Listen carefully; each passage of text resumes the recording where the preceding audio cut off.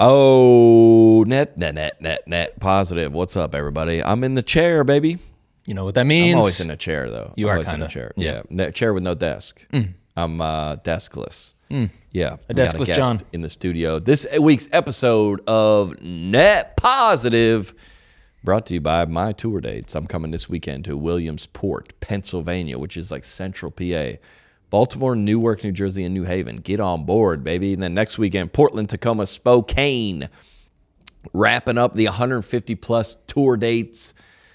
Emotional Support Tour in Atlanta, Georgia, June 27th and 28th. 3 shows, I think, almost sold out. I think Friday's sold out. We might have spots on Thursday. September, I'm in Springfield, Missouri, Philly, and Appleton, Wisconsin. And then we just announced the fall tour.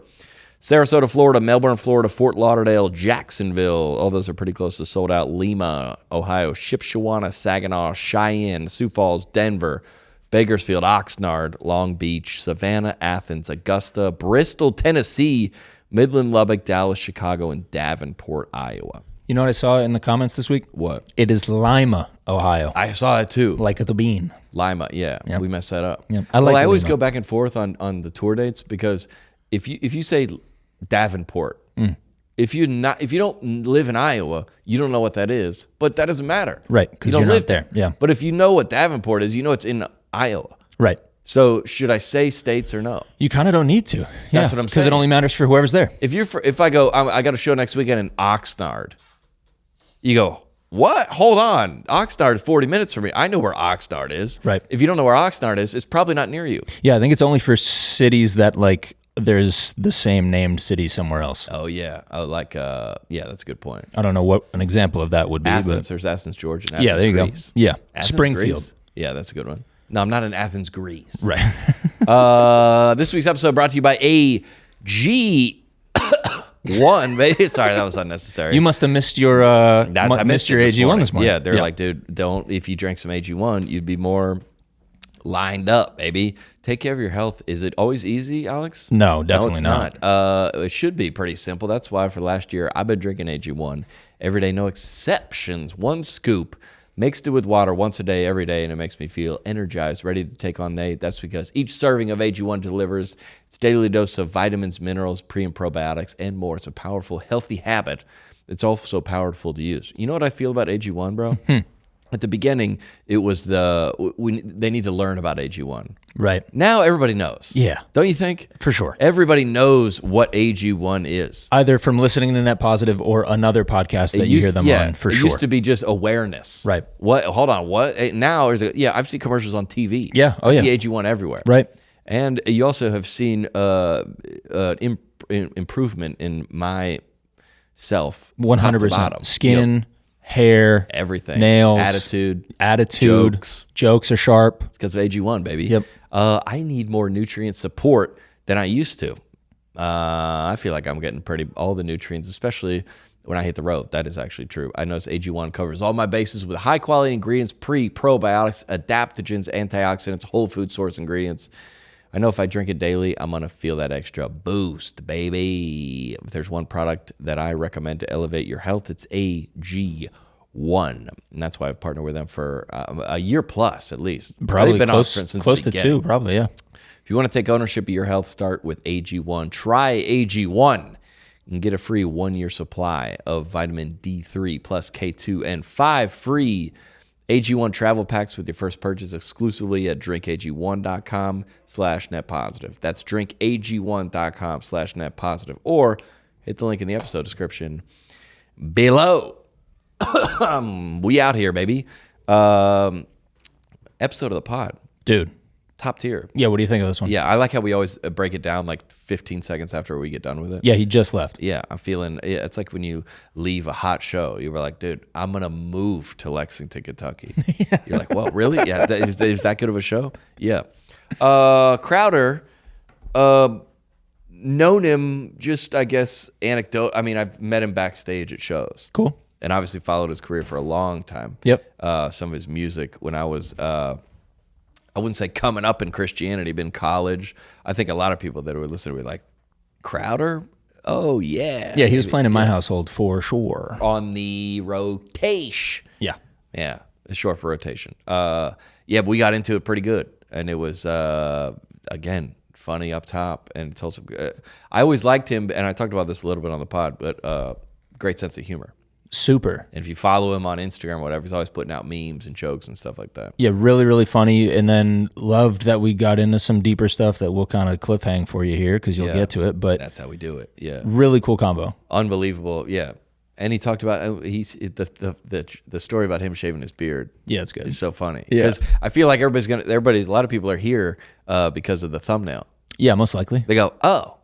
They're like, oh, I thought that was the conservative influencer. You're like, no, that's Steven Crowder. Yeah. Who is also his brother's name? Oh, yeah. His we talked about it off air. He's a brother named Steven Crowder. Yeah. Tough, man. Yeah. I'm trying to think. Yeah, you got the same name as somebody like, no, that's not me. Yeah.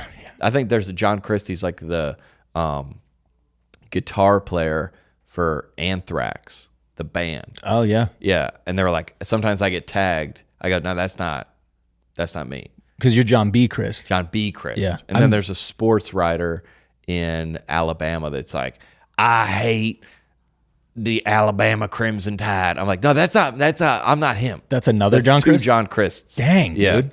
That's the only ones that I know that are at least commercial in some type of way. I'm Mr. Alex Lagos on social just because Alex Lagos is this guy in Brazil who I've offered to buy the tag from, and he's like, nah, he won't do it. I've offered him too much money, and he's like, nah. No. I'm going to hold that. Yeah. He said something really like prideful too. He's like, my name was given to me by, and I was like, all right, dude, I can't. I can't. All right. It was given to me too, man. Like, Listen, I don't know what to tell you. parents, get your kids, get the handles. Hey, we locked ours down. You did? Yeah, don't put stuff on the feeds, but just lock them in. Just lock it in. Yeah, every time there's a new social media, like a TikTok, I was like, well, what was that one where you would take photos and then the reverse one would take a photo? Oh, what's that called? We look at Easton. Yeah. Be real. Yeah. I go, let me just go lock in John B. Crist just in case it pops off and I need it. Yeah. I'm going to see what's going on over there. Yeah, but I never, Do you know what I loved about this convo? I loved him talking about how he, like his relationship with music in the church in his upbringing, like evolved over time. I thought that was really fascinating. Yeah. And what everybody's tuned in to know, the answer to. Right. The unforeseen lyric change in the song How He Loves. Yeah. Which, let me just clear my name now. I did not bring up. Did I? No, he volunteered that, didn't he? he? Yeah, and I had it holstered. I'm gonna have to check the clip. We're gonna have to run that back. Are you sure? No. All right, everybody, and review, and I think I kind of might have, but no, I didn't lead him down any. You just left the door open. Yeah, he walked through. Yeah, the Lord led him through it. Yeah, he did. Yeah, I would be interested to see in the comments in the social media comments about people's favorite Crowder memories. Oh yeah, dude. It would be like, dude, I was at Winter Jam, or I saw I Saw the Light is one of my favorite hymns, and he did like a remix to it. Yeah, it's one of his best songs. And it was when I was in a dark time in life. And I bawled, dude, out in there at the whatever festival. I'd like to see which side people fall on the lyric debate too. I didn't know about that. I missed that, and so learning about it on this, now I'm like, oh. This is like Christian's Tupac or Biggie. Yeah. This is a big deal. It feels like it. We don't take it lightly. Yeah. Yeah. Well, he gets into it. Yeah. And it was awesome to learn. It's like, you hear about this band or you hear about and you're like, well, I'm with them. You were like, all right, what happened? Yeah. You always want to, like, whether you're like, all right, he's like. Yeah, give me the lowdown. What really Michael happened? Jordan. Or like, all right, did you have the flu? Yeah. Or like, tell me, be honest. Right. Did you have the flu? That was like a definitely hungover. But anyways, yeah, that's what that felt like. Enjoy the conversation, everybody. Here's Crowder. It's a positive.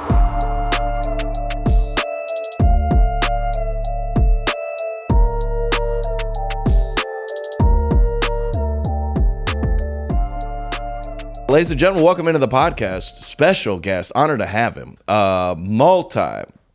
Let's see, how many doves you got? 4? That's how we introduce people on their accolades. Okay. Grammy nominated. Okay. Dove Award Still winner. don't have one of those, man. David Crowder is here, ladies and gentlemen. Man. Let's go. Let's go. Baby. Hey, dude. We made it. Dude, thank you for having me. You know what I said? I told Alex, I go, dude, next week we got David Crowder coming in. And he is rarely wowed by a get. And he goes, well, hold on, you got David Crowder coming out? I go, yeah. It's mostly the beard. I'm wowed by beards. I'm making more right now, man. Cool. Watch this. Hey, wow! Did you see There it? it is. That's not how it works. I don't think. I don't think that's how it works. Does anyone? You're put together, man. That looks like what you're supposed to do. This is letting yourself go. Yeah. What you're doing. Do you think we're locked in? We're probably locked in visually because my hair. If I did something with this, I would be unrecognizable. You got to keep that. Yeah. This can't go anywhere. It's like Howie Mandel. If he grew out his hair, we'd be like, what? That's kind of your thing. Yeah. That would be surprising. Has anyone ever seen you clean cut? Yeah, it was it's been a while.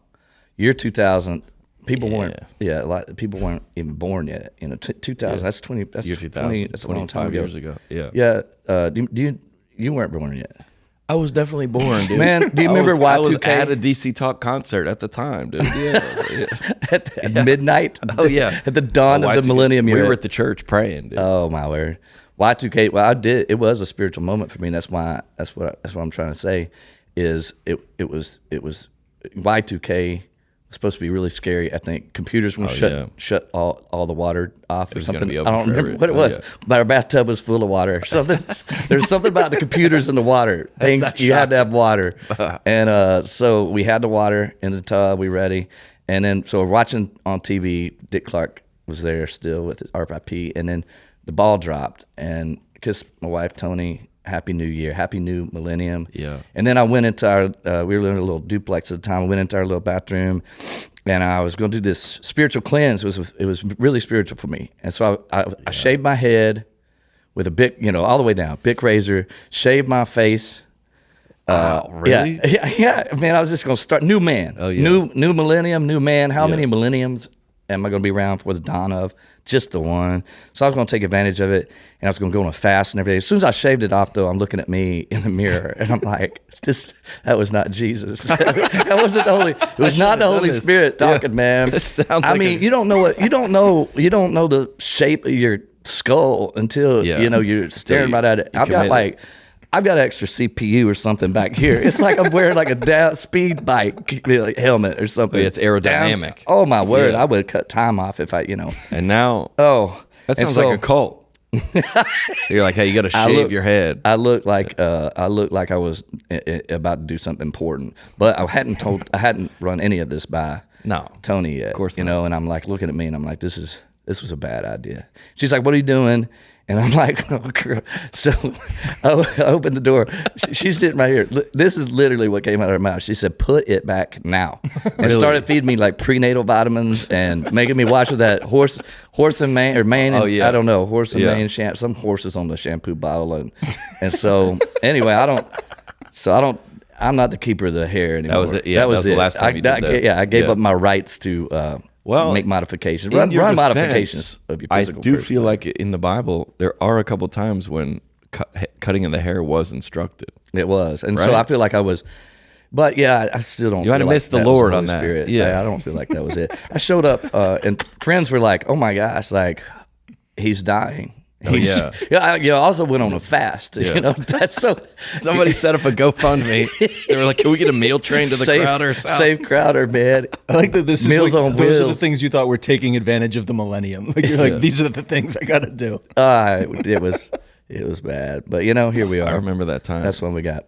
I like how there was like, "Hey, this is the end is coming," but also Dick Clark is going to help you bring it in, just in case. Yeah, he was still there, and it was comforting. Well, that was before of like now if you wanted to shave your head and beard, you could do like an AI and be like, what do I look like? Oh, yeah. Like now you could do like before, or like girls would do that with bangs or they're like, before I do this. You get a preview. Yeah. I could have looked at it and been like, that's not it. Would the AI though, would it know like about my extra stuff, my extra I don't know. You may have to do a 360. I think it would probably give me a great looking skull, and I'd be like, that looks good on me. I could do that, and then it would be like, they got it wrong again. Yeah, they don't have any. I guess I'm trying to think of who else is locked into the hair. Michael Tate. Okay, he's locked in. Richard Simmons locked in. Well, Michael Tate switch. He used to have the flat top. Remember? Michael Tate used to have a flat top in the. I can see that. Yeah, and then he switched to the dreads. Was it probably like Kid and Play? It was like probably a deal back then. You're not gonna find Michael Tate with a flat top. You're gonna have to go back to the '90s. No, his locks are great though. Yeah, but Richard Simmons, he has locked in. Yeah, he's locked in. Man, I met him once at the L.A. airport. And you know, said hi to him, bro. That's crazy. No, he was okay. He was in uniform. He was in his costume. He had his the little the running shorts on, tank top. At the airport. He wanted me to know. Yeah. He was. But it was back when I was doing kind of a dandelion fro thing. Hey, you know, I had like that fro hair. As an artist, we're always exploring. I had to have something, you know. You gotta have a thing, and so. Our eyes meet. I'm probably that sounds romantic. I'm probably 50. Oh, it did. Anyway, our eyes meet. I was probably 50 yards away. Yeah. And he turns, and I'm staring right at him. I'm like, "You're Richard Simmons," and and so I don't know when I started this, but I all of a sudden realized I was jogging towards him. I was like, and then I was like, I'm speeding. I'm running towards Richard Simmons. And then check this out. This is what's amazing. He's now running towards me. In the LAX airport. Oh, I've heard stories about him that he's like that. Dude, yes, it was very. Full embrace. Yeah. I mean, we meet and hug, and I bury my face in his dandelion hair. He smells so good. Then I thought of something, and so I pushed him away, like at arm. You know, I got him arm's length away, and I'm like, Richard, you saved my life. And I used to be 350. And he looked at me and he teared up. He didn't tear up, but I could tell it was meaningful. And I was like, I'm kidding. I'm so sorry. That was a terrible thing to say, but I love your videos. I do love your videos. Yeah. I love your work. I was like, I didn't think that's true. No, it was not true. It was not true. Yeah, but funny. And it wasn't. And then and I got a photo with him. He was wearing those puffy socks too, man. I was like, where do you get your socks, man? Those are they look so comfortable. Have you heard that podcast about him? No. About he's on the Los Angeles like tour of homes or whatever, or the celebrity tour, and he would always, you can like the ones that are like not you hire and you go around to see Michael Jackson's house, or you see all this is where Rihanna lives or whatever. He would be outside sometime. He knew when the bus was coming, and he'd hug everyone. Oh, I don't. Oh, that's amazing. And then I think somebody. Ruined it for everybody else. Somebody turned on him or something, and then we haven't seen him in like 15 years because he somebody ruined. Somebody in the airport came up to him and was like, "Hey, you changed my life," and then it was a lie. Yeah. Someone sniffing my hair, dude. First time I ever went to L.A. Me and my wife we went and got one of those maps ourselves. We couldn't afford to get on the tour bus or whatever, so we just got the map. You can get it off the street, and I was like, I don't know if this is real or not. Probably not. But we drove around, and one of the first houses we went, it's like Neil Diamond. It says Neil Diamond's house. We pull up right by Neil Diamond's house, and we're sitting out in front, and sure enough, Neil Diamond is there, and he is angry. And because he's kicking his trash can, and he's kicking his trash can, and he's pulling it. And Neil Diamond took his trash can out himself to the side of the street, and I'm like, that's living. I guess there is no. He has the same struggles that I do, and we're all trying to get to the mountaintop. If Neil Diamond is taking his own trash out, there's no hope for me. I'm always going to be taking the trash out. Trash days are Thursday around my house. Wow. I found out. Yeah. Well, I guess all those there's a celebrity. There's one here that goes you get the map. Yeah, it goes to like. Oh, really? Kelly Pickler's house or something. Like it goes to because my girlfriend's parents came in town and we took it. So what it does, it's insane. It's like this bus driving through like Belle Meade. I was like, we should not be here. That's hilarious. Yeah. This is Taylor Swift's grandmother's house. All right, sweet. But what they say is for commercial, they can't say this is Eric Church's house. Oh. So they go, some people say this is the house that may or may not, a guy that wrote Drink in My Hand. And then somebody has to go out, Eric Church. And then they go, maybe. Because they get sued if that's like taking advantage of someone that didn't consent or something like that. You can't drive by somebody's house. My goodness. Yeah. My goodness. They didn't come by my or your house. You don't live here, though. You don't live here. No, we're Atlanta, Georgia. Atlanta. And they don't. Now, we get rando knocks on our door, though. We refurbished a house that was, when we bought it, it was listed on. And by we, who do you mean by we? Me and I didn't do anything. Yeah. I didn't. Let's clear this up. I did not do. I did not do a thing. But By we, who do you mean? Yeah.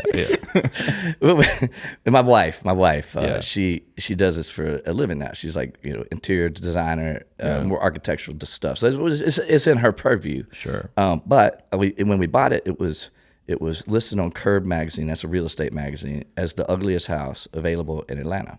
And they're like, who would buy this? And my wife's like, we would. and so we did. Yeah. It was built by a guy by the name of Gerald Riggs. He was the leading rusher of the Atlanta Falcons in 1989. He started building the house. And so it looked like Miami Vice and Scarface made like a house baby. It was that, kind of contemporary model. Alex thinks he's going to find it. There's no way you're going to find this house. Well, we get knocks on the door all the time. And so check this out. So one time I'm on the road and I you got cameras in the yard and stuff. Course, and so I'm like, I call Tony. I go, what is going on there at the house? Yeah. And it looks to me like someone is filming a rap video. And she goes, we're filming a rap video. I'm like, oh, well, that's what it looks like. Sorry for asking. That's what it looks like. Yeah, no, How did that happen? Yeah. She goes, I don't know. Somebody knocked on the door and said, can we film a rap video in your front yard? And I said, sure. And so then this kid starts coming often. Every like 6 months we'll get a knock, or she'll get a knock. It's this same dude. And so he explains at some point, because at some point he's like in the house doing stuff, filming things, and then he's by the pool shooting another video. I'm like, man, what is going on? What's the deal? And so Tony explains, this is my wife, she explains to me, well, he has an Instagram deal, and so all of his followers, he lives in LA, but they think that this is his house. Sure. He's filming all this stuff in my house. Yeah. And he's on the, After the remodel. After the remodel. Post remodel. Yeah. Didn't even tag you. It looks fantastic. But these rando we got a knock on the door, and it's Marvel. They make the superhero movies. Yeah. Like, hey, could we use your house for a Guardians of the Galaxy deal? Could this be Kevin Bacon's house? And I'm like, wait. Is this the biggest compliment of your wife's life? My gosh. Yeah, dude. An interior designer, someone just knocks on the door. Can we use this in a Marvel movie? Literally opportunity knocking. Yes, dude. It's Kevin Bacon's house. And I'm like, Kevin's given us so much. Yeah. And so, we should give back. Like, of course, you can use our house. Anything Kevin wants. Mi casa, su casa. So, Kevin. And also, do you remember that game, 7 Degrees? Of course, from Kevin Bacon. I'm like, we just won the game. Yeah. In fact, everybody I ever meet, you've won the game. I'm like, nice, we dude. could give back to all the people we know and love. Kevin's given us so much. And now we're all winners, we're all winners. That's huge. Yeah. And did it happen? It happened, and it was marvelous. Nice. Full circle. Hey, man, it was great. I'll tell you what, the most enjoyable thing were the stunt people. Stunt guys were there. They were there for a month doing stunts, just working on their stunts, jumping over the fences, jumping off the houses and stuff. Also, there were stunt Christmas trees. I didn't know you had, they were, there was going to be a fight scene in the foyer, and so it was going to be a Christmas tree set wild, up. Dude. Yeah. And so there was one gal that her whole job was to make stunt Christmas trees.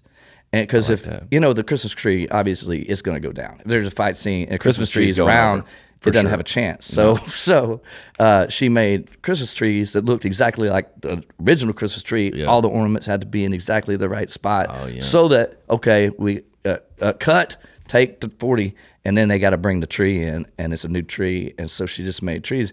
And we stayed there in our home while they were doing this. And so they were storing all the stunt trees in our bedroom.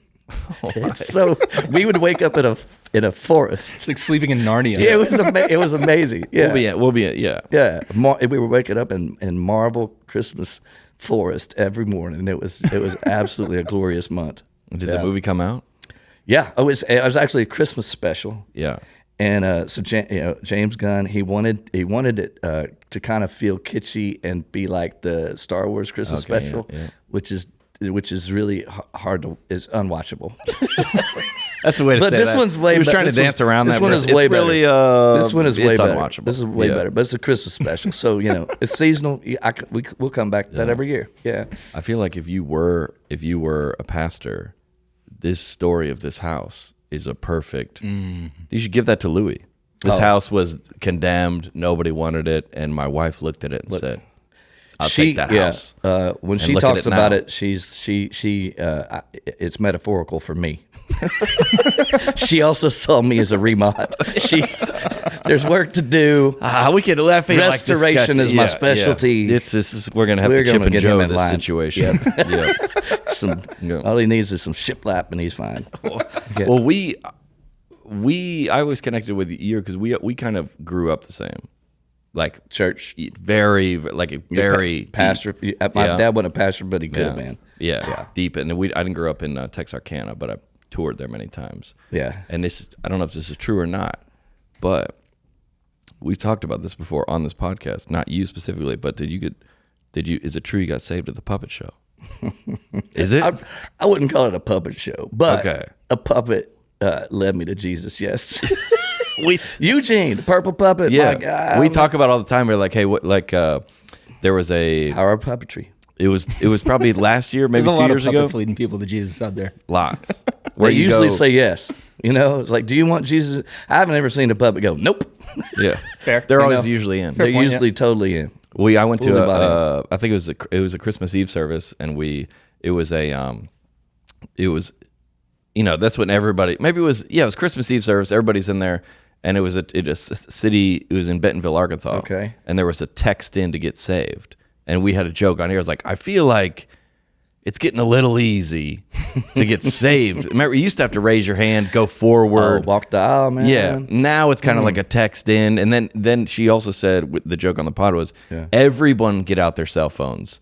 Oh, so now you don't know who. Yeah, so you don't feel like you could check your Instagram, but you look like. And if you are getting saved, so it's like, we did a review of all the ways that in the 90s. Was it the 90s? It was, no, it would have been earlier 80s. Okay. I was 7. We had to review all the ways that people got saved in that era. Oh, man. And say, well, did that one, you're going to get up there, and then you got to tell your story. How'd you get up here? You're like, well. Puppets.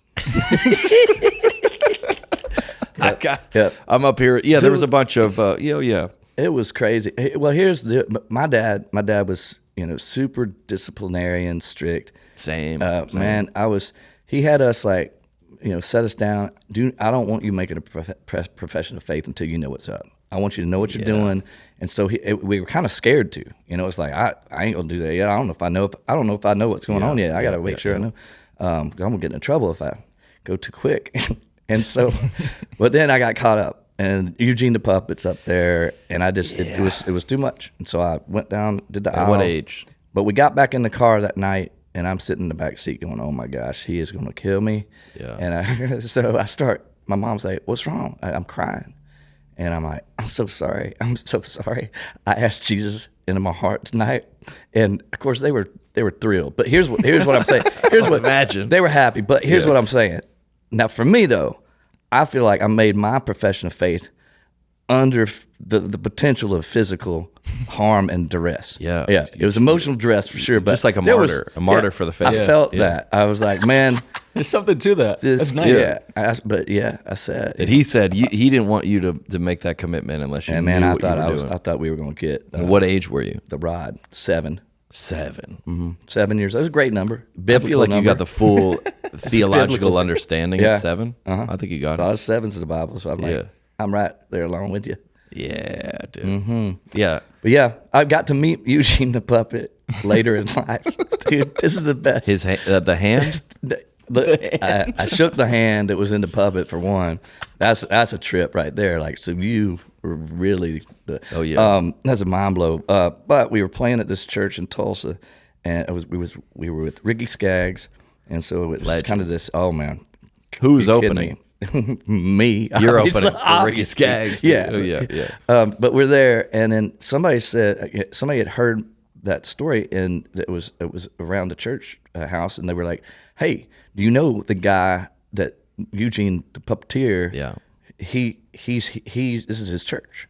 I'm like, "You gotta be kidding." Would you, and then he said, "Would you like to meet him?" I'm like, "Absolutely." So I met the pastor, and the pastor's the guy, and he goes, and I tell him the story, Eugene, and he goes, "You want to meet Eugene?" I'm like, "Absolutely." You start crying again. We go into his office, And there's this case on the floor in the office. He opens it up, and there's Eugene laying just limp as dead. I just like it broke my heart. I was like, "Don't meet your heroes." Yeah, it was and then he says something like, "Do you want one?" I'm like, "No, I don't want one." No. Oh. And I'm like, "Wait, there's more?" And he's like, "Yeah, there's like 4 or 5 of them." Oh, like, the puppet. My gosh, dude, you were tearing everything. Which one down. did I meet? Yeah. So that night I made a recommitment of faith because I was like, I don't think that other one. That's what we said. That one didn't work. Yeah, There's no way that one worked. Doesn't count. That wasn't even that wasn't even really Eugene. Who knows? You said, who are your references up in heaven? You're like, well, I don't. Mine's not a guy. He's it's that dude's hand over there, really. Yeah. Well, it worked. The ventriloquism is, I think, is what you call that. Like with the full. That's hard, man. But there's a lot of comics that are ventriloquists, and I've heard this. Like when they, even when they go to radio interviews, they still have to bring it because they can't without it. I could see that. And I've heard also, because every comedy club has like a condo where all the comics stay for the weekend. Okay.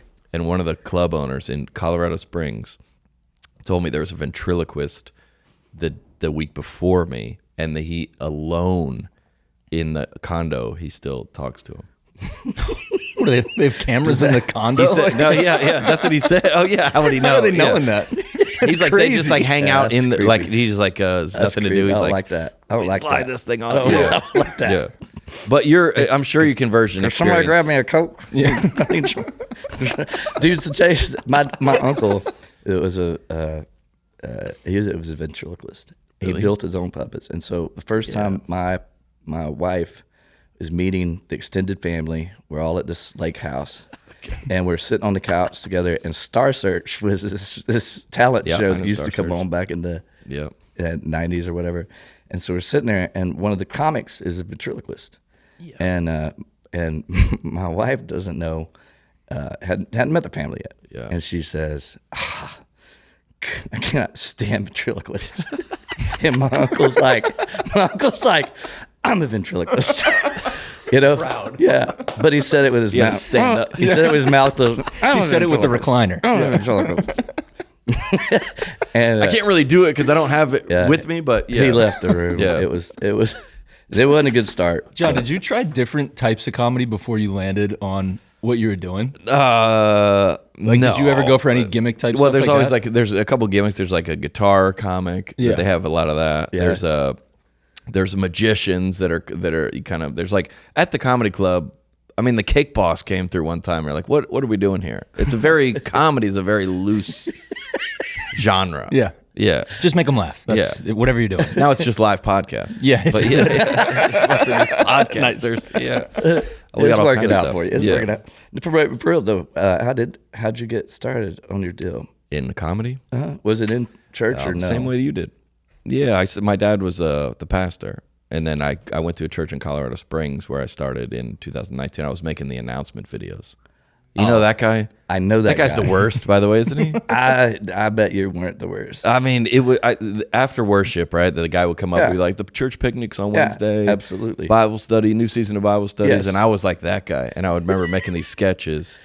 And then I would sit in the back of the auditorium when they play, and if it didn't get laughs, I would go home. Oh no, that would be hard. Yeah, I'm out. That's rough, man. Church crowds are rough.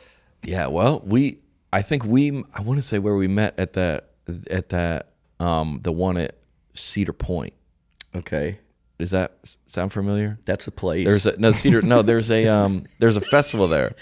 Mm-hmm. Is this the Sunshine Deal? Is that? I think it might have been. One? Yeah. Well, I always knew of you, and I've been to a couple of your shows before we met, but I always knew because I wasn't ever sure, like in the 2016, 17, 18, I didn't know who liked me. In terms of my I still don't know now, but in terms of my comedy, I was like, that's my whole life. yeah, that sounds familiar. Yeah, I don't.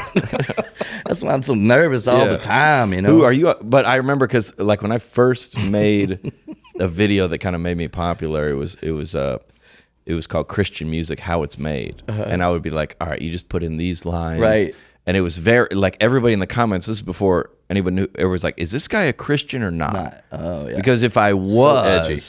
This was the funniest thing anyone had ever seen. But if I wasn't, then it's just making fun of us. Yeah. So everyone, and I kind of carried that with me And I knew you. I didn't know you, but I knew from following you. And I want to talk about this also. But you would humor was always a part of what you were about. And is that fair to say? that's super fair to say. Even like the content you post online and some of it was very joyous, and you were always posting memes, and people would send them to me. I was like, well, Crowder is funny. Or I don't know you, but I was like, I think this guy would be down. And then sure enough, we met, and you and your guys were great. It hit it off. Yeah. Yeah. That's AOL. Well, humor, it brings down all the stuff that, you're joking about, and I wonder who likes me, but, everybody in a room full of people, you still got, we're fragile. The fragility of the human is real. Very. And so as soon as you start laughing, though, you look dumb. Yeah. You forgot about how your posture.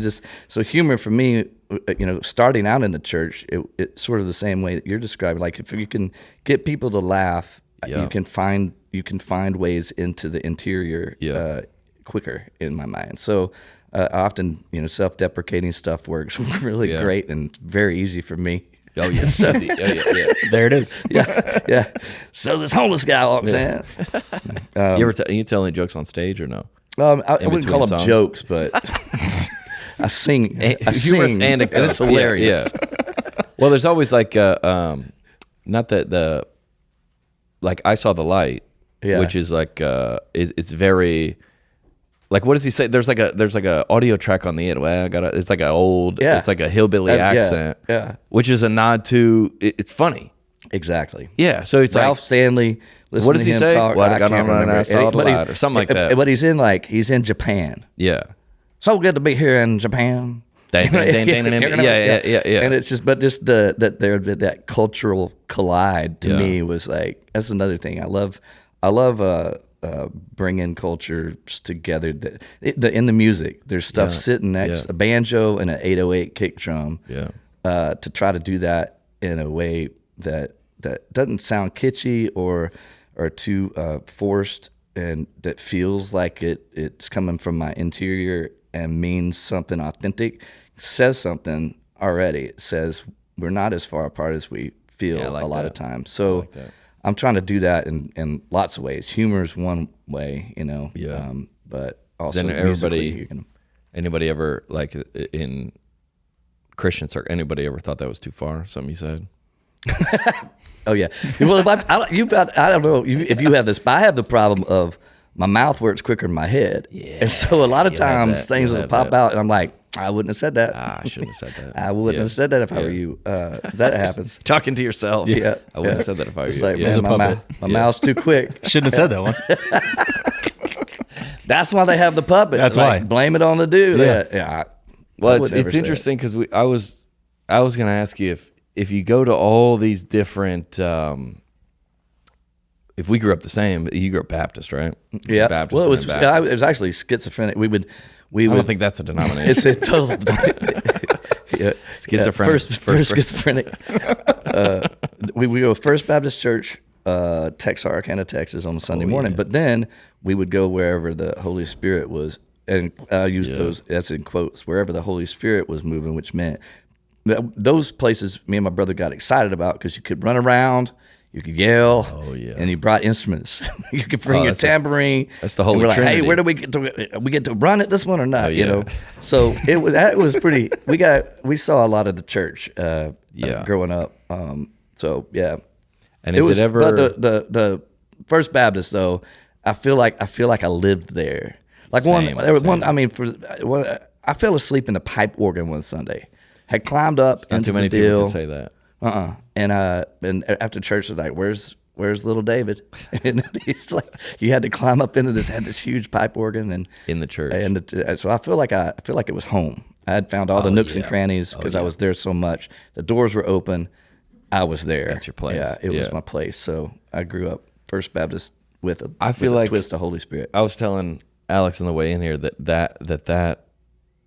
I mean, I'm a 40, so my experience in that was like in the 90s. So like, and I describe that kind of era as like a sports team that you don't you loved as a kid. You don't really follow them anymore, but every now and then you check back in to see how they're doing. Like you don't like that era of the faith, not even the faith, or it's what the faith is now versus what it was then is so different. I mean, we've walked through so many hills and valleys of where the faith has come, at least in this country, that you go, we just talked, Jen Johnson was on last week and we were talking to her, we went out to Bethel, did a comedy show in Reading, and we were listening to all that worship music, and I was like, man, it was so like new stuff or old stuff? Old stuff. And I go, man, I want to like give myself back over to that. It was hitting. The idea of the boy in the church. Yeah. It was such like an idyllic time, you know? And now maybe me and you, it's very commercial and there's agents and managers and all these, but that, all of us at our era, does it make sense what I'm trying to say? I'm trying. That you go, gosh, there was something about those that were so pure, you know what I'm saying? You just loved the stories of the Bible, learning about them for the first time, and like all your buddies were there, and it all felt, you didn't know that, you know, that we had to raise more money for the offering because we couldn't pay the bill. You didn't know any of that stuff. Yeah. And it was just like, man, that was like, you see a little baby and you're just like, I wish this baby could just stay, never learn about lying, people being deceptive, or, you know, does that make sense? That makes a lot of sense. Gosh. That's heavy.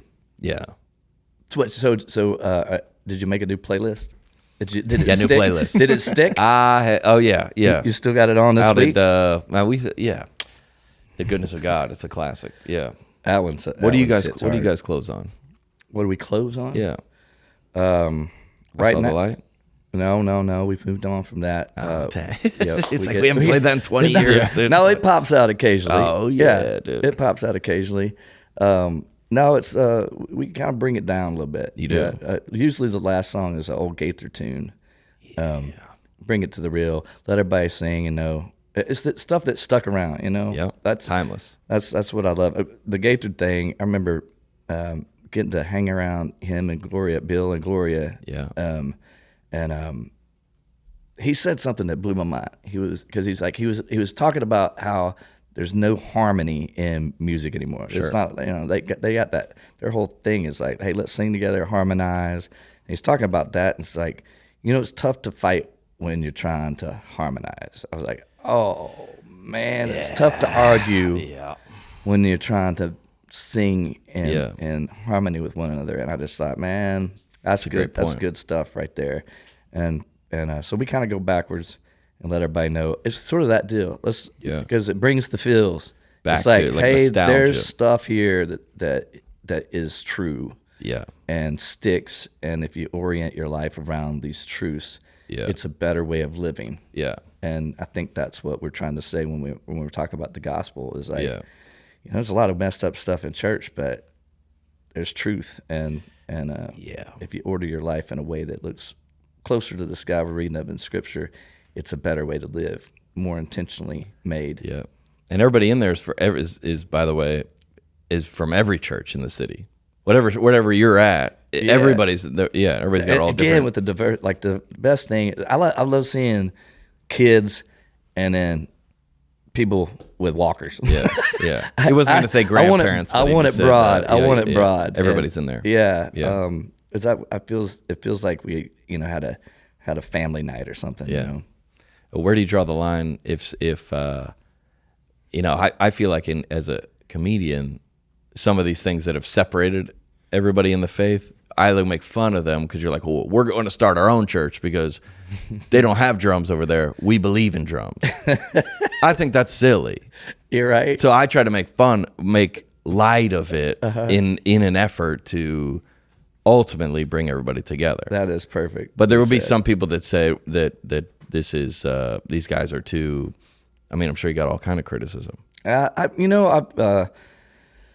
don't read on the internet much, so I'm kind of, and I've got wonderful people around me, so I'm pretty aloof to things, I guess. Yeah. I get to live in my own head and ignore But I feel like when I was on staff at a church, that's how I got started. I was a part of a church start. Yeah. And it was mostly college students, but I was on staff in Waco, Texas for 16 years. Oh, yeah. And that's hard living right there.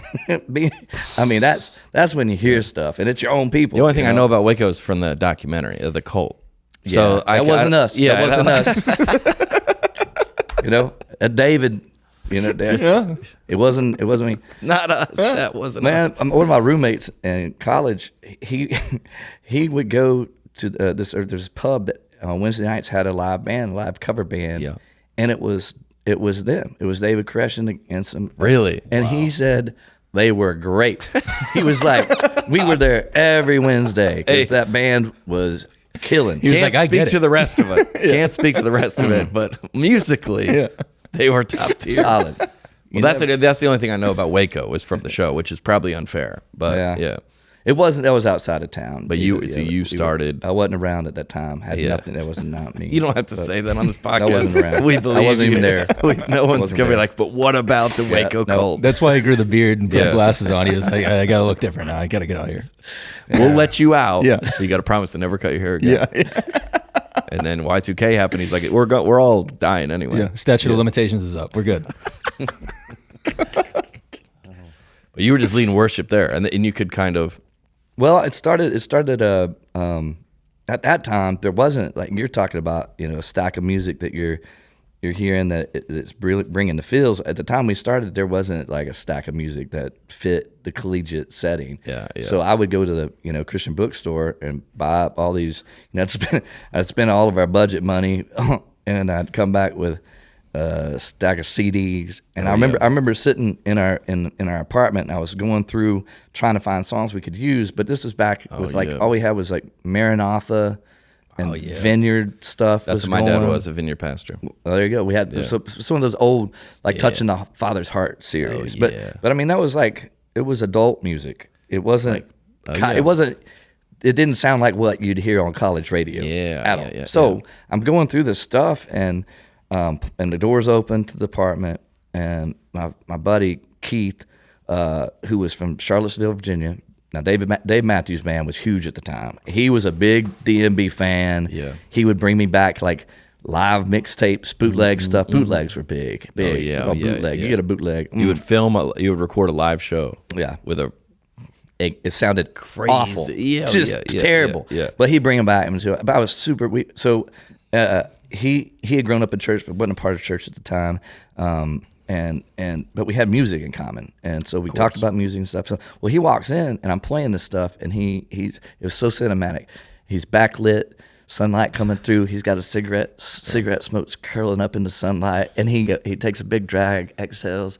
He goes, "What in a stream of colorful modifiers is that?" And then leaves, and I'm just left with the smoke hanging in the sunlight, and I'm like, man, he's right. I know Keith, I know me. Why don't I just try to write something? Why don't I just try to say something? Why don't I do it? Why don't I do it? Why don't I give it a shot? Yeah. And so that really was what the impetus to start writing was. And my stack is my playlist it doesn't bring the feels. But do you remember who those Vineyard artists were? It was like David Ruiz and like.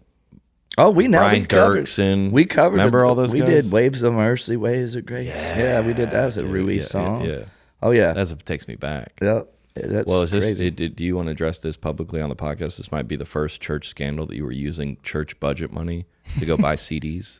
You want to address that? Is that bad? Is that? Yeah. I thought that's what I was supposed to do. Was that? I don't know. They gave me a budget. I thought that's what. I gotta find songs. They said, "Hey, here." Yeah, I guess that was the only way to do it back then. You didn't have Spotify. To be fair. Yeah. All right. So they said we got to learn. We got to have new songs. Yeah. That's the only way to do that. What's crazy? Is crazy. What's crazy to me is, at the time, being a college student, thinking you got everything together, you know what's up, the adults are all wrong and you're right, you know what I'm saying? Especially because you're the worship. Oh, it's game over, dude. Yeah. And then stack of seats. Shoot, that ain't gonna work here. I got this. I'm gonna do this. Well, what's hysterical is years later, I'm in the stack. Oh yeah, I'm in the stack, and so that keeps me thinking about it all the time as well. Like, how am I still trying to say something new in a new way? Yeah. And it's tough, man.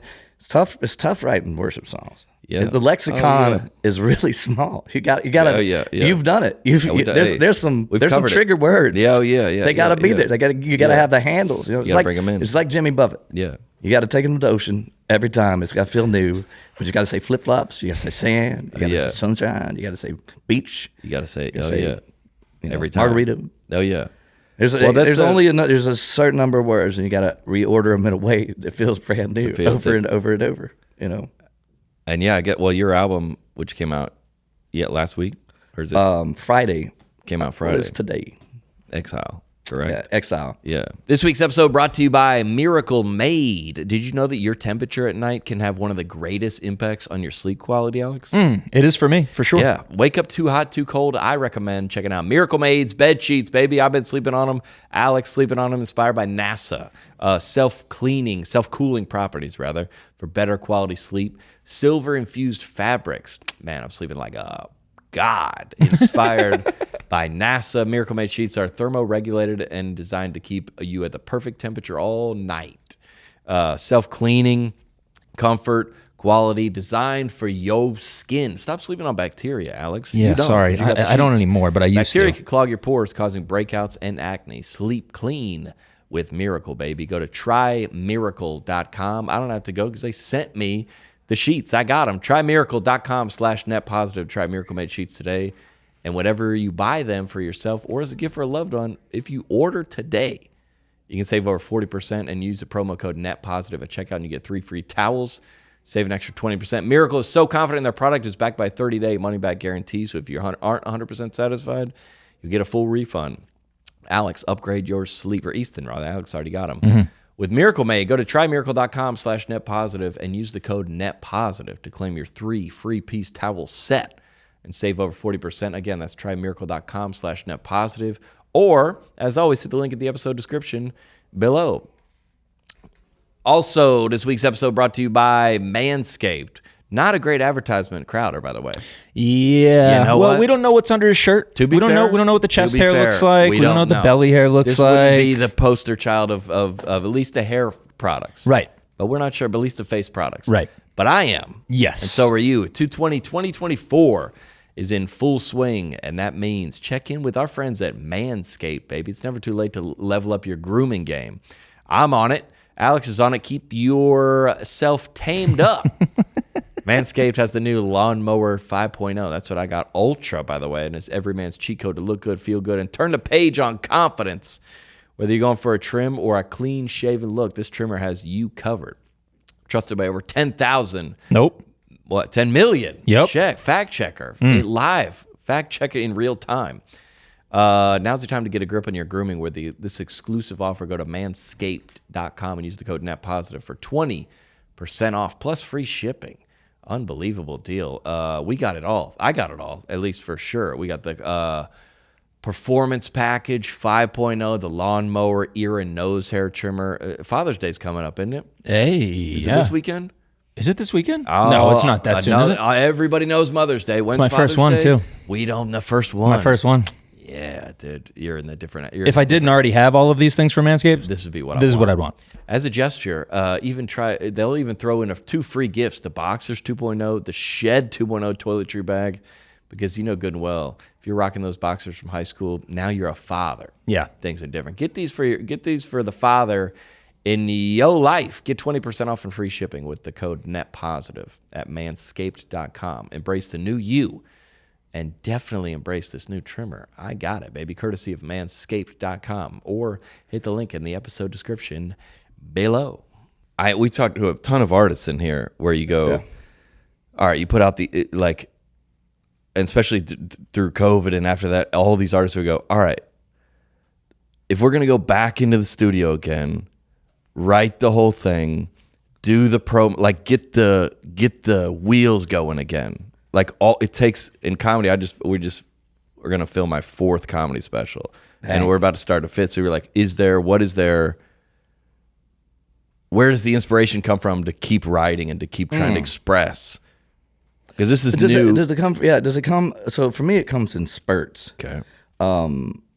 I don't know about how, well, I feel like my real job is a collector. I feel like I'm carrying a little in my head. I'm carrying a little pail around, and I'm putting stuff in it. And then whenever the wind starts to blow or whatever, I'm more of an inspirationally driven writer. Okay. And so, like, if you call me on like, hey, let's get together, Crowder, Tuesday at 10 and write a great song. Yeah. I'm like, that ain't gonna, I don't know. I'll show up. I'll show up. I'll be in the room. I'll be there at 10, but I don't know what I'm going to contribute. That's not how it works for you. Yeah. It's more like you can feel, it's almost like the faucet turns on. And when the faucet turns on, I just start, putting stuff from the pail out into the ether and the air.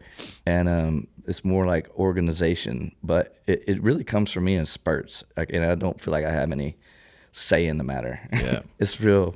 It doesn't do me any good to talk about the process because it doesn't. Tell us about you. You don't have you're not one of those guys on Instagram, but like here's the 10 here's what steps. I do. Yeah. No, for me it's like best description I have is like a couple.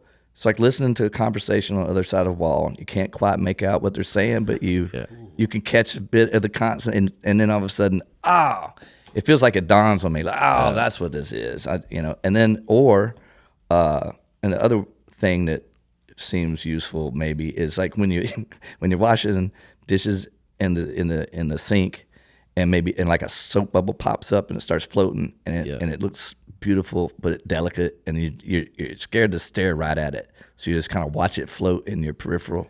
Oh yeah, see what it does. That's what it, and then you hope it floats your way. That's what it that's what it feels like. That's inspiration. Like maybe it'll come this way, just if you be real still. Yeah.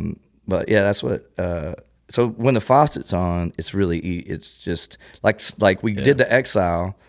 This was a creative process I've never had. It was most confusing, and then when I figured out what was happening, I was like, I was so dim. I should be better at my job. But so typically when I start a new contract period, we sign a 3-record deal.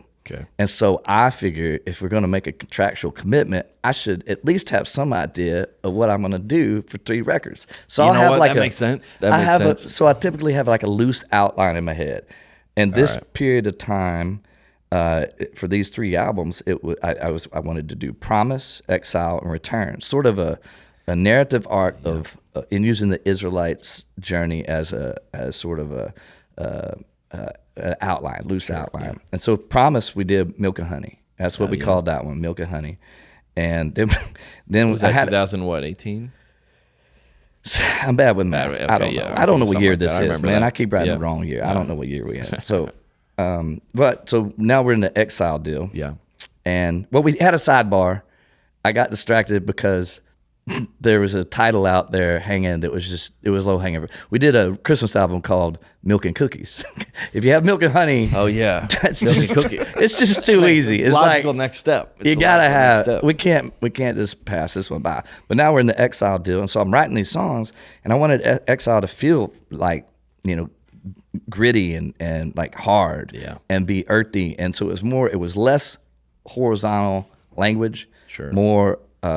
Or less vertical language, more horizontal, like like almost experiences like around. When a preacher's preaching, it feels like a conversation at times. Like yep, I know what you're saying. So it felt more like I'm gonna do pastoral stuff. I'm gonna say some things about what it means to be human, alive, on planet Earth, in relationship with the divine. I'm gonna say some stuff while it feels like things are going in a chaotic way. It feels like you look around, it's like things are crazy out there. Wild. So what can we say that's hopeful and lets us know that there is a God that is sovereign and who does deliver, and he's got it.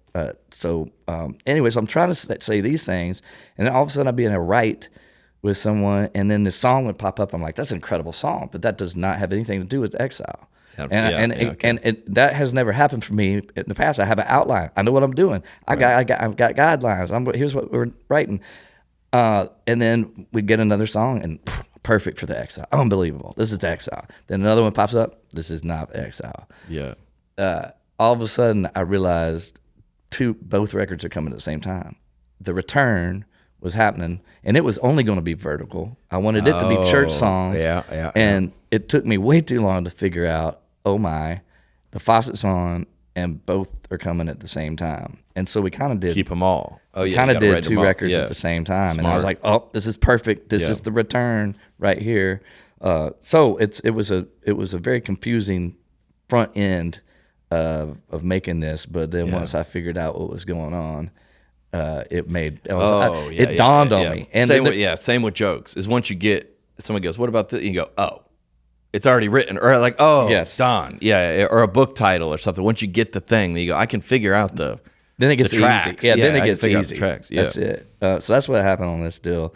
And the crazy part to me, and what I love most about what I've been doing this a while, and my favorite moments are when I feel barely there. Yeah. When it's like I was a part of it, but I can't claim any intelligence or any cleverness about this. I don't know how this came through me, or you're a vessel.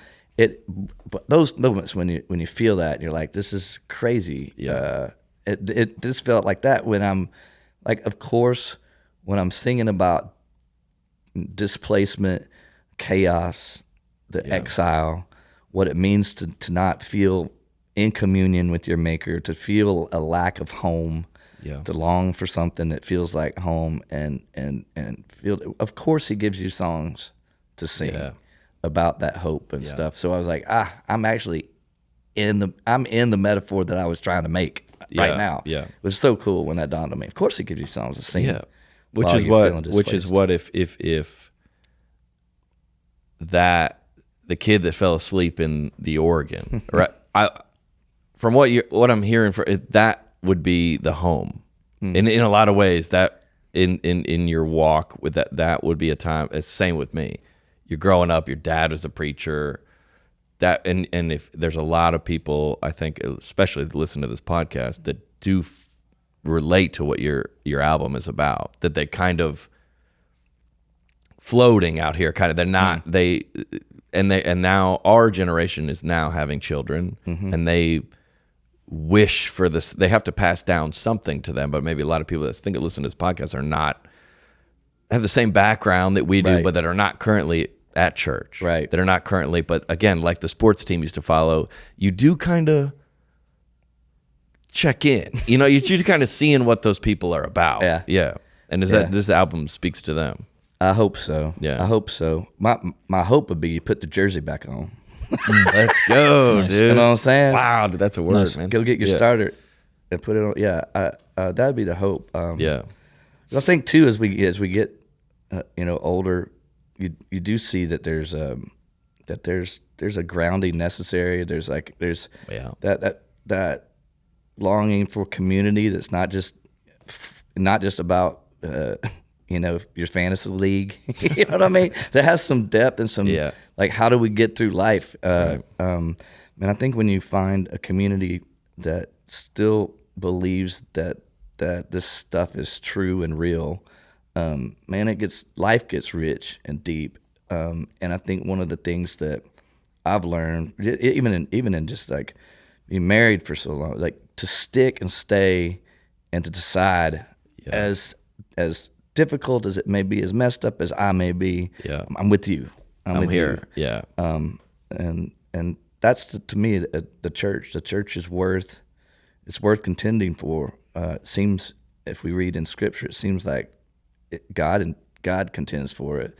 Yeah. So there must be something there that's important, even when it's damaged, and when we're damaged by it. I feel like it's worth sticking, because it gets good and deep and real and rich. Yeah. If you can get past the arguments about the carpet. Wow, that's serious. I think that's in there. Things get real. You're gonna get to heaven. You go, I want orange. Yeah. I said orange. I thought we agreed and voted. Gummit. I can't stand green. Green. Well, that is it's hard to look at. I guess maybe with the proliferation of the internet and social media, I think Christians were always doing wild stuff, but now I think we see it. You know what I'm saying? Like, I didn't know, if you didn't know about Noah was crazy.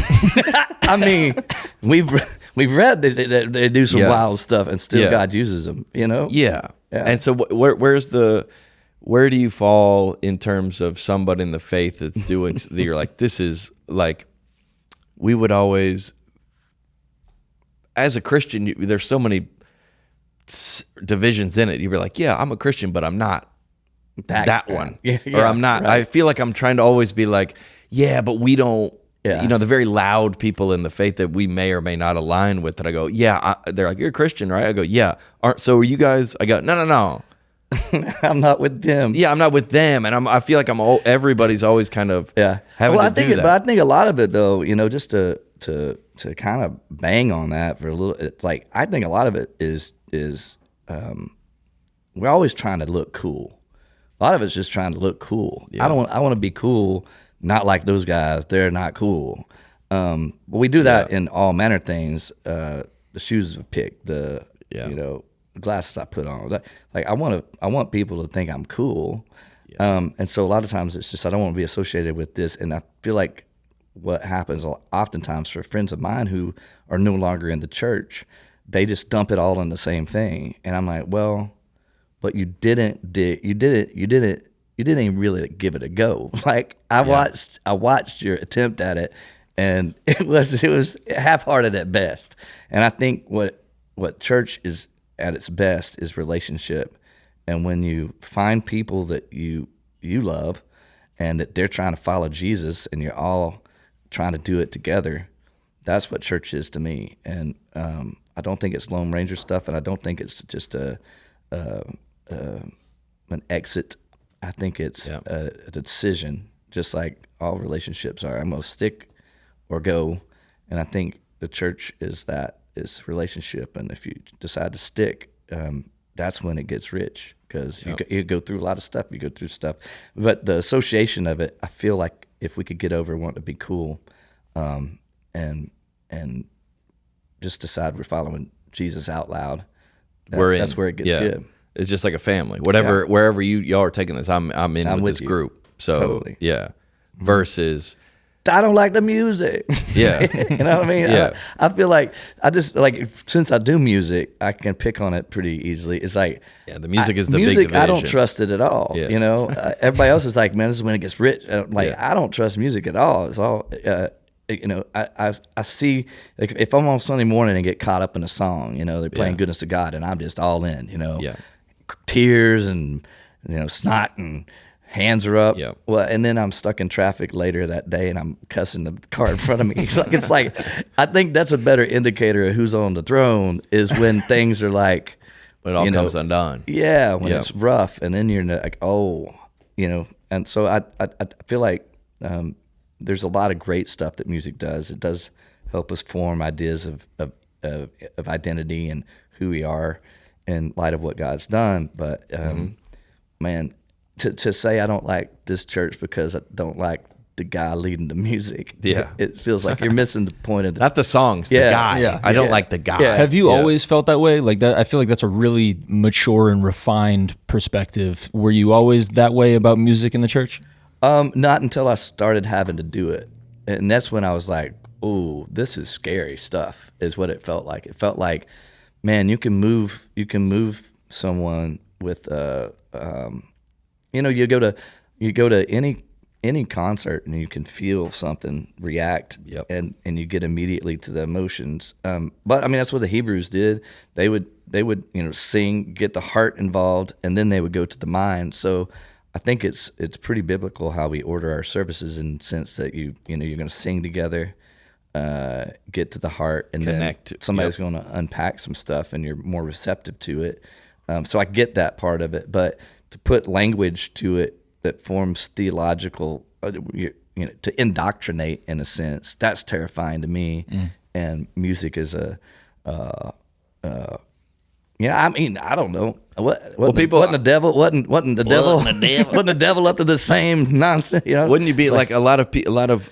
I mean, we have we've had Corey Asbury in here, and he was talking about his the Reckless Love, and you wrote those songs out of what you're saying, emotion, and where you were at the time, and then the church body adopts it, Totally. and then you're the spokesperson. And he goes, "Hold on, wait, That was just me and I was singing It's that a great example. when I was at my darkest. I was depressed, and now the church body is dissecting these lyrics. Is this appropriate or whatever for Right. for our congregation?" And you're like, "All right, hold on." I like almost like you ever seen those like wild, like the rabid Taylor Swift fans? They're like, she put 13 words in this line because she was foreshadowing her next album, and on her tour, the 13th minute is like, I don't know if she thought that when she was writing it. I think she. I'm not. I think she did. I think she did. She did. She totally. And she Maybe took 13 steps before she. Yeah. Maybe she or yeah. Then you go, well, I don't know. This is just a yeah. Yeah, maybe not. I don't. I think she did, but maybe not. Well, you had a bunch of. I mean, I did. That sloppy wet kiss, John Mark McMillan. Oh yeah. That was one of those versus the that was long time debate. That was a watershed event right there. But Alex probably doesn't know what that is. Explain to him. I don't. Yeah, there's a song that John Mark McMillan called "How He Loves." How He Loves. Yeah. Okay, nailed it. And it had this line, "Heaven meets earth like a sloppy wet kiss," and so I let it. I heard the song on a flight to Denver, and it hit. I was like tears. His version. Okay. I heard it, and I'm like, oh my word, this thing. So I did some checking, like, hey, what's up with this song? Played it for some of my bandmates, and immediately, even just in my bandmates, one of the guitarists was like, we're not playing that song. And I'm like, why not? And he goes, we ain't playing that song. Sloppy wet kiss.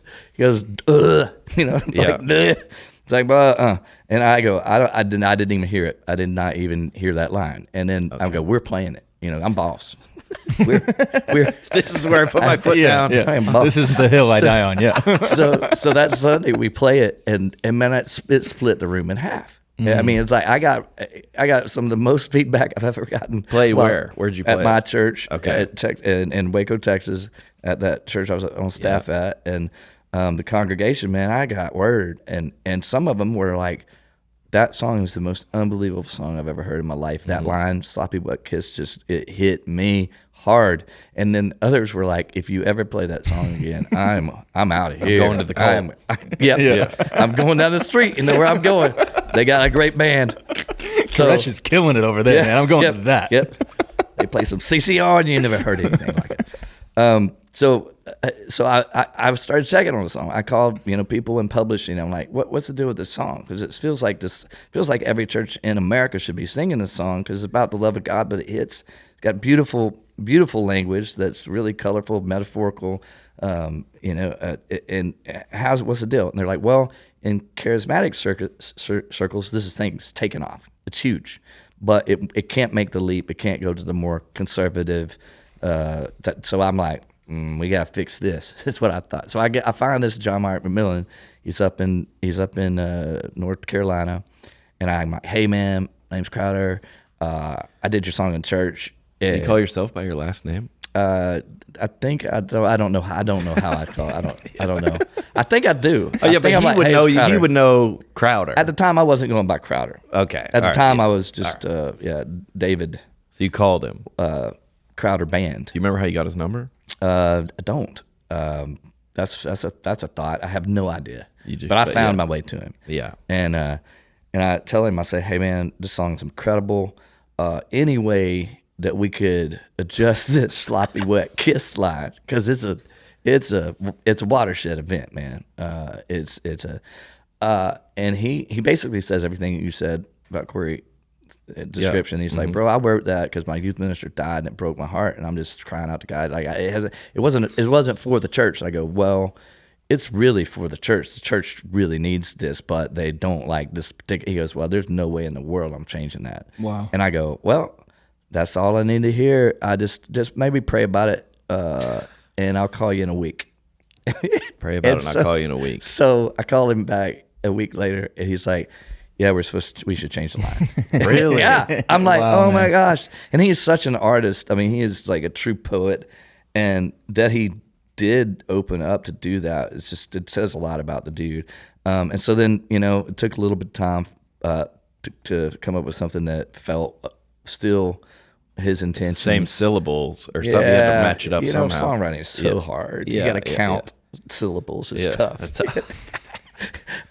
So anyway, unforeseen happened, and I was telling him, bro, you're talking about on your version. On my of version, it. I was going to sing this new lyric, unforeseen, and we were in agreement. I'm like, bro, I know it's going to get hot out there. I'm the one that's going to take the heat. They're only going to hate me. You talk about the switch. Okay. The switch. Yep. The sloppy wet camp is going to be super upset.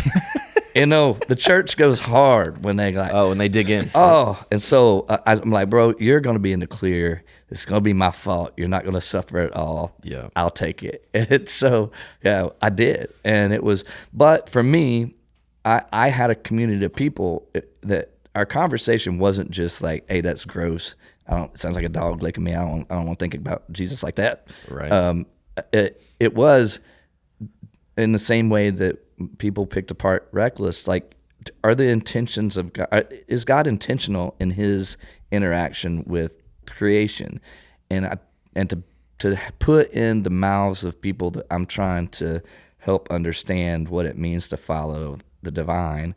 I don't want them to think that it's haphazard and sloppy in His approach to us. Now I get that sometimes it looks that way, sometimes it feels that way, but to as I said, put doctrine, put theology, put words to music that affect the way we think about the divine.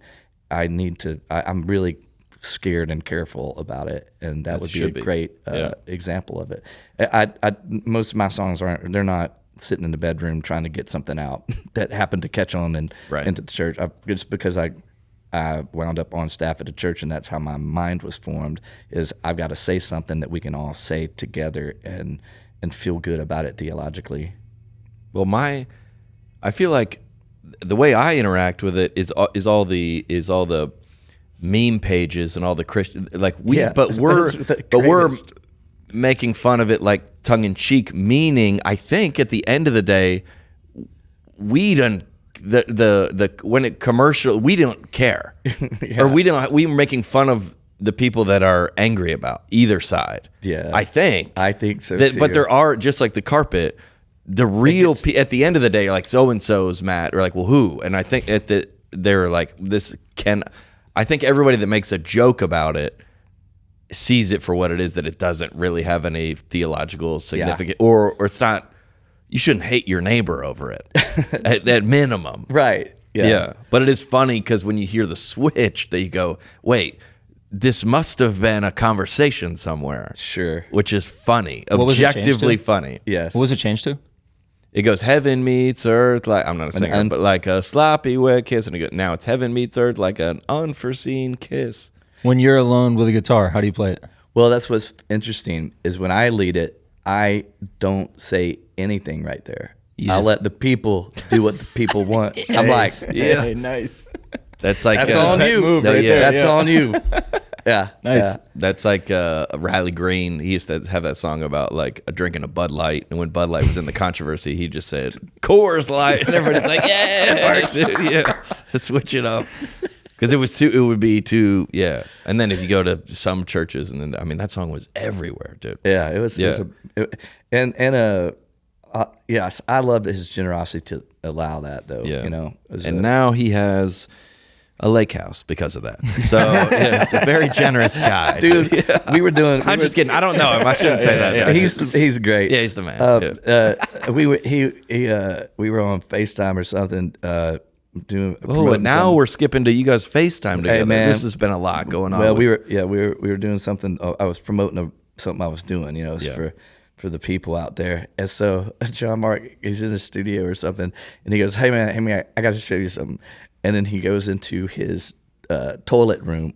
Some call it a bathroom. Some. And the gold record. For How He Loves, it's sitting, sitting in his crapper. It's sitting in his crapper. Yeah. All right. Like, here's where I put this. Here's where I put this. Change my song like that. Yeah. He's still mad about it. He's not mad about it. That's hilarious. Yeah. Well, yeah. To say he's like, I'm gonna keep my version, right? He's gonna still play it. Yeah. You know, the funny thing is, as upset as people were about. I mean, I don't think they really were. Maybe they were. Were they? I don't. They were. Some people were. But I was going to say that the whole song, there's a third verse that nobody ever. I think the Sloppy Wet. He should be more mad at that. The third verse even names the youth ministers. It's like it's named like Stephen. Like the word Stephen. I forgot about that. Yeah, like you're not going to sing that in church. You know. They're like, who's Stephen? Yeah, it's gonna be distracting. Oh, that's not gonna be what the people want to sing. So. No. Yeah, so if you're gonna ditch the whole verse, might as well ditch that one word. I mean, it didn't seem that big a jump for me. The leap didn't seem. I forgot about that third verse. Everybody forgot about that third verse. Yeah, so that's disrespectful to John Mark, but yeah. Well, it is. I guess if you're gonna sing it was him. It was for him. Yeah, it was the same. He's just in his bedroom pouring out his soul because he's been broken and hurt and. And then all of a sudden the church grabbed it and he was in the same kind of boat as what Corey described as like people. Well, Corey's not a Christian, but I'm just kidding. He's a good buddy. We make Corey Asbury jokes on this podcast like every week. That's an ongoing joke that he's not a Christian. He's not in the church. Yeah, we bury him. He's shirtless a lot on TikTok. Yeah. Well, he can't be. Yeah, he's not right. He's not right. Well, the theological community did have some points with him. I'm just kidding. Does like we do some stuff in our live show, like my live within the context of the live show. It's funny, it's everybody's laughing about it, but sometimes my video guy goes, hey, because we got to put like Instagram reels, like clips, like 45 seconds. He goes, hey, do you want to clip this one? Same with this podcast. Mm-hmm. Okay. And oftentimes I'll say, to the creativity point and expression, you go, that was in the context of the whole podcast. That story fits, but I don't know if this is appropriate to clip because this is so some of my jokes that if you just clipped this part, I'm done. I'm getting crushed. And at the Zany's, the comedy club here, they actually have it's a company called Yonder where they put your phone in a magnetic case and you lock it for the whole show because it's new material night and you're like, all right, this joke is not. It's not ready. I'm working on. It's not ready, but the fear is if that part gets clipped. Mm-hmm. Who is this guy? And is what I wanted to ask. I guess you've been making music for a long time, and people have maybe misunderstood you, or have you? I've abandoned the trying to explain myself. Do you just let your art? I don't. Sit I don't. Or really, no. Yeah, I don't really interact with. Yeah, I let it sit. That'd be the. If you think this is too much or not enough, either way, don't worry about it. I really don't worry about it. Okay. As I said, kind of aloof though, but I'm not paying attention that much. You know, I'm like not. I'd rather be doing something else. Yeah. But we do know than reading what you don't what like somebody about says. me. Yeah. Well, Exile, in all the success that it's had, we pulled up the charts. You couldn't you eclipsed Taylor Swift, but you couldn't get Shabuzi. And he's got not in the summer of 2024. He's got two records up there. I like. Oh, the explicit. Could we just why not put him? You get to. Look at that. Yeah, you beat clean Shabuzi. You beat clean Shabuzi. You didn't beat explicit Shabuzi. Yeah, I got to get raw language on my albums. You're like, I got Taylor. I go full on biblical with that stuff. This is it. Yeah. Taylor Swift, I got. Greek. Billie Eilish, I got. Shabuzi clean, I got. Nope. Shabuzi explicit. Nope. People want to listen to bad words, man. They love bad words. I gotta get some. Yeah, but not sloppy wet, not sloppy wet kiss. No. Yeah. It's disgusting. That's so. So what? I wonder what John Mark in the week that he had to pray. I wonder what he heard from God. I don't know. I don't know. I think CCLI called and said, "Hey, yeah, listen, it's a good." That's good the guy that writes the checks. He called. Yeah, he goes, "Hey, what? I heard from the Lord." Yeah. No, I really trusted. That's so funny, dude. Yeah. It was the right move, I think. Yeah. Well, that's the wild that like if you put out an album and you got 13, 14, 15 tracks and people go, "This is the one we like," and you go, What? You ever thought that? You go, that's the one that y'all like and not the other. This is the one you thought was going to be the commercial one. They go, no.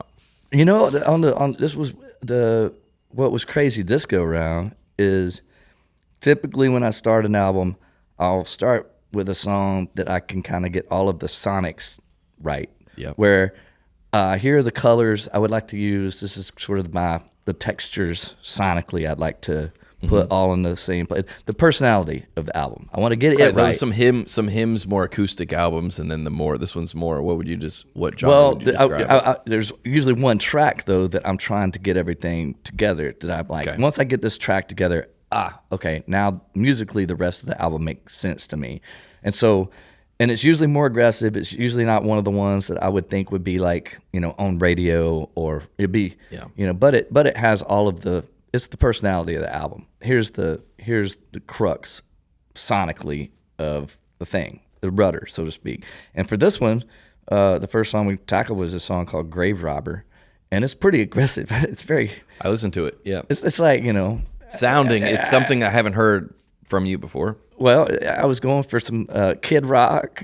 There you go. I wanted mullet in there. That's his inspiration. I wanted, Christian. If you like Kid Rock, you'll love Crowder. I was inspired by Kid Rock. Yeah, because if you like Jimmy World, you'll love Lion King. It's like, back to that deal. So, but it was more aggressive. And then when radio, I kind of stay out of the radio thing. I leave it to the professionals who decides what goes to radio and whatnot.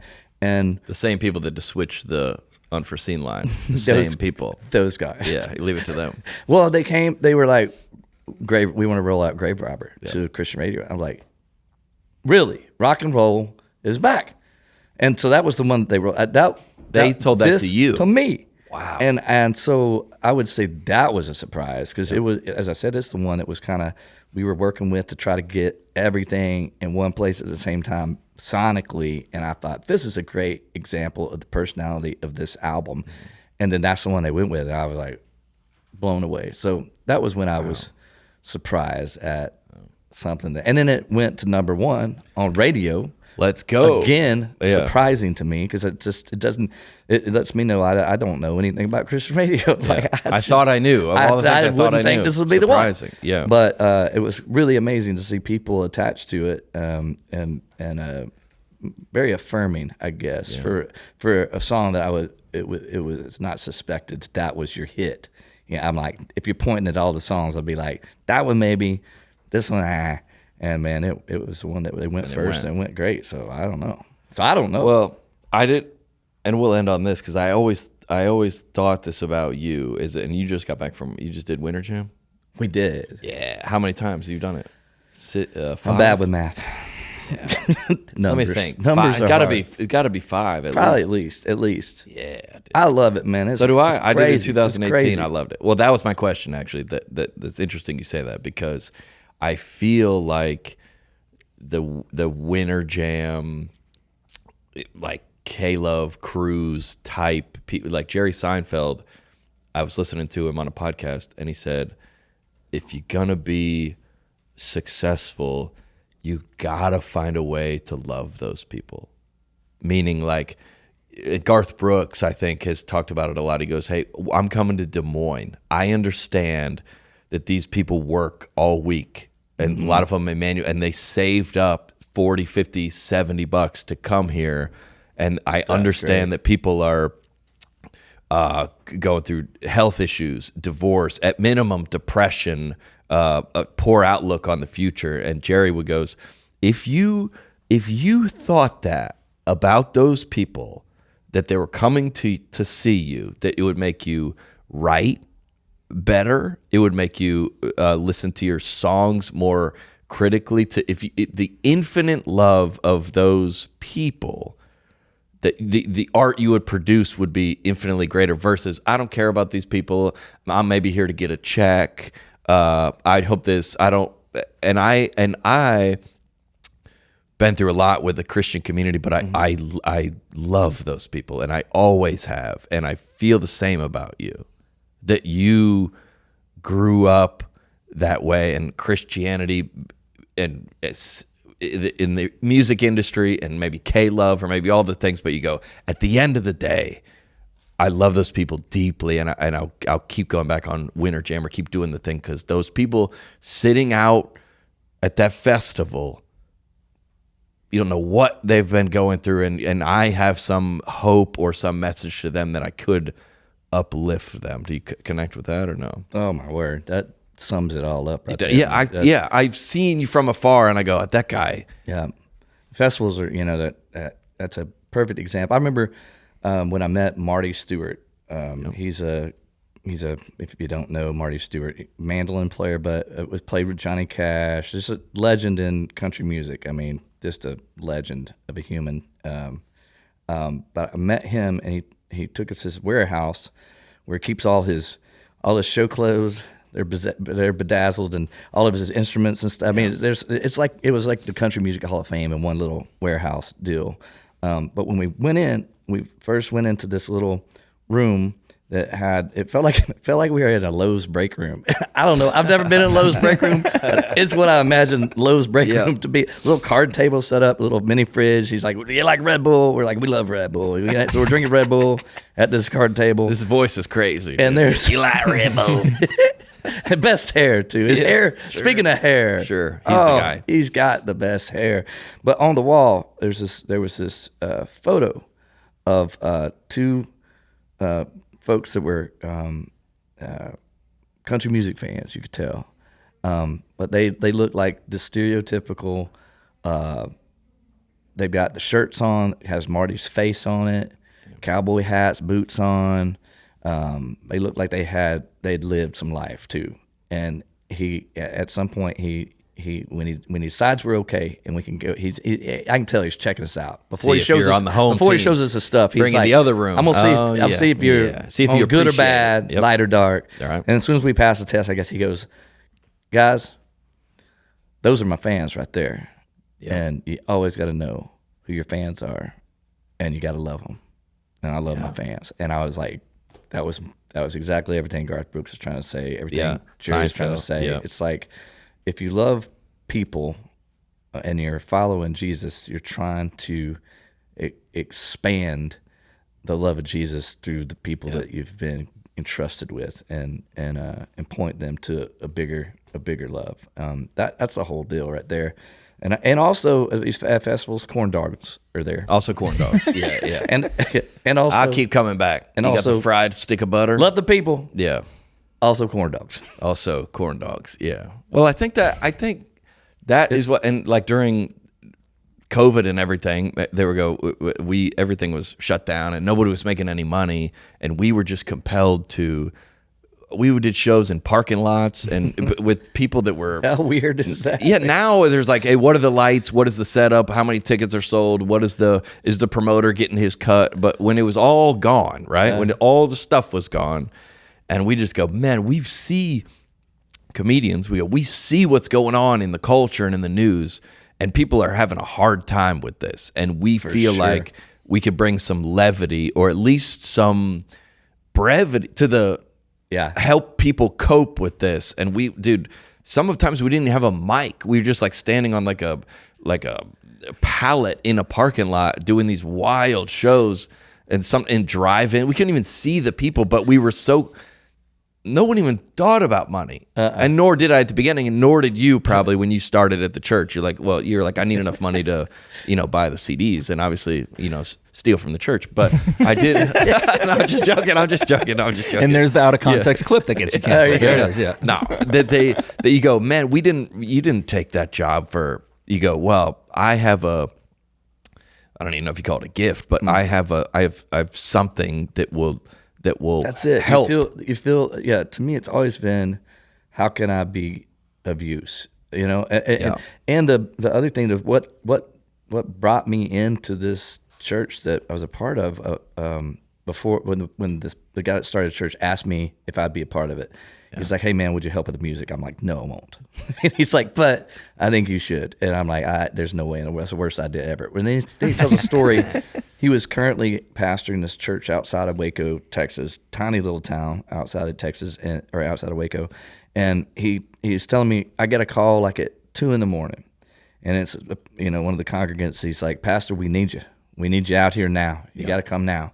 So he gets in the car, says it's raining, it's a gross night, it's out there. It's like, what's up? What's going on? He goes, my cow is sick. I need you to pray for my cow. He's like, so he's talking about hopping the fence in this pen, trying to get close enough to the cow to put his hand on it and pray for the cow. He's down in the mud. It's just it's absolutely ridiculous.